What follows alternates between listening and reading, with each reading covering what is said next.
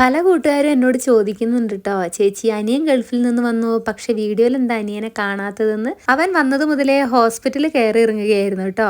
ഞങ്ങൾ ഈ രാത്രി സഞ്ചിയെല്ലാം തൂക്കി എങ്ങോട്ടാണെന്നല്ലേ, അനിയൻ അഡ്മിറ്റ് ആണ് ഗൈസ്. അപ്പോൾ അവനുള്ള ഡ്രസ്സും അതുപോലെ അവർക്ക് കഴിക്കാനുള്ള ഫുഡൊക്കെ ആയിട്ട് നമ്മൾ ഹോസ്പിറ്റലിൽ എത്തിയിട്ടുണ്ട്. അവന് ചെറിയ ഊരവേദനയൊക്കെ ആയിരുന്നു കേട്ടോ. ചെറിയ വേദനയല്ല, വലിയ വേദനയായിരുന്നു. ഒരുവിധം വേദനയൊക്കെ അവൻ സഹിക്കുന്നതാണ്. ഹോസ്പിറ്റലിൽ പോകാൻ ഭയങ്കര മടിയുള്ള ആളും കൂടെയാണ് കേട്ടോ.